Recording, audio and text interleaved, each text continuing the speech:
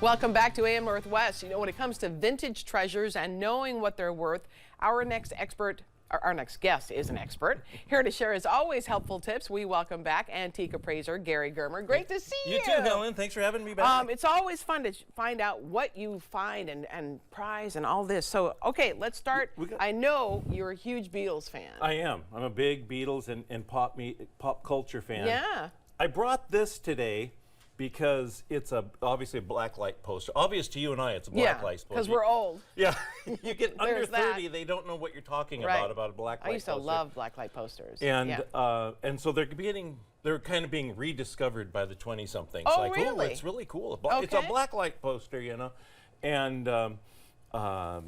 so, but if you find one rolled up that you had when you were in college and you stuck it in a closet somewhere, they're becoming hot again. And of course, subject matters, but any of the blacklight posters can go from $100 and up. Oh, Beatles really? and stuff related. Yeah. This was a special pressing for And to release. explain what a blacklight poster is, when explain.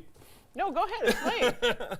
Well, as you look here, it's rather flat looking. Right. You know, it's green, but when you shut the lights off and you simply have a black light going, it glows, it looks three-dimensional. It looks three-dimensional. And it's completely different look. Looks awesome. You know, and unfortunately we can't show you that here. Show that. So okay, and then the two little stuffed toys down here. The stuffed toys are old stiff animals, and I brought those because oftentimes you'll find these in the States, in the closet or whatever. Stiff, if you're looking at stuffed animals, we're kind of like the Cadillacs of this. They're the best ones. And usually people know them because they'll have the little button in their ear. Oh. But if you get before, you know, the older ones, the parents would take the button out so the kid wouldn't chew on it and choke. So there's other ways of telling. They're made of mohair, they'll have glass eyes, the noses, mouths will be stitched, and oftentimes they swivel and stuff. These are from about the 1960s. Okay. The company started in the late 1800s. So if you get back there, you're talking about significant money if they're in really great shape. These here are fun to collect and find. The prices on these little animals in about the $30 to $40 range when you find them. So they're not huge money, but if you find them in the back of your closet or you remember having them as a little kid, don't throw them out. They're really kind of fun. Well, and what you've said to me in the past is what's important is that there may be somebody out there who really wants that last one. Exactly. You know, to complete their collection. They don't it have can the be, seal. Yeah. Okay, now this glass piece, I'm not sure what it is. Yeah, I brought that because it took me forever to figure out what it was. It's obviously a glass bowl with a couple of lips, and I kept thinking, what would you pour out of it? So you're thinking around 1800 or earlier, give or take. And it would be used on your dining table. And it's called a rinsing bowl. And they would put some water and some ice in it. Yeah. And it was before the mid-1800s when you had a different wine glass for every kind of wine. Yeah. You had a wine glass. So between courses, you're going to go to a white wine. You wanted to chill it. So you'd put your wine glass in there. Oh. And let it soak and chill the glass and rinse out the red wine. And the little lip kept it from rolling around and around and around. Look at that. That's fun. Isn't that I crazy? love that. Yeah. Absolutely useless today, but I think they're okay, that's fun. I like it. Fun for okay, today. and this piece is an Asian piece, so tell me about this. It is. It's these, you'll find these quite often, these carved pieces, and you got to think of Chinese furniture. Like they have the big beds that are almost like rooms or pieces, and they'll have these panels in there that are carved like this. Or in I their actually screens. have a long one like this with, so I understand what you're talking Yeah, about. it'd be on a screen or something like that.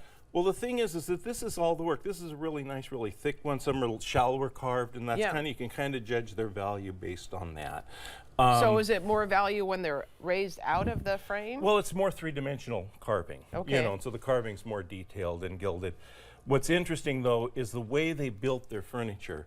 That later, if the wore out or you want to change your furniture, they could pop these out like a window out of a windowsill, and then they could build again, and then they would build it to put the art back in. Wow. So it was where this was the hard part to make. So they always hung on to that. So you might have a piece of furniture that's 50 or 100 years old, but the carving could be 200 years old. And how much do you think this is worth? That's worth probably in the neighborhood of $400.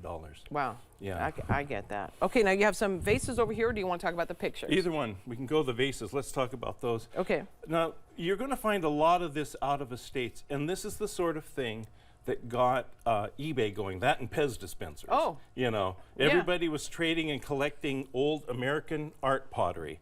and then the markets come way down. So you have the different pieces here, like Roseville pottery. These three in the front are what you call production pieces, meaning they were in a mold, you know, and they could produce them quickly. Right. This would go originally maybe in the 1990s. This was selling for $125. Now it's maybe 20 bucks. Oh, interesting. There Okay. are some rare pieces, but the production pieces by and large. But the one in your hand is a slip glaze, and that dates a little earlier, 1905 or so, and it's hand painted, as opposed to these, like I said, are production painted, Right. and the kind of details are picked out. But the production pieces, I mean, the hand painted, and if you get any of the companies, their top of their line was anything hand painted. The market has come down on them from what it was, but they're still very strong because Yeah. they are actual hand-painted works of art. Wow, Gary, thank you so much. Always very informative. I appreciate it. All right, we'll be right back with more AM Northwest. Don't go away.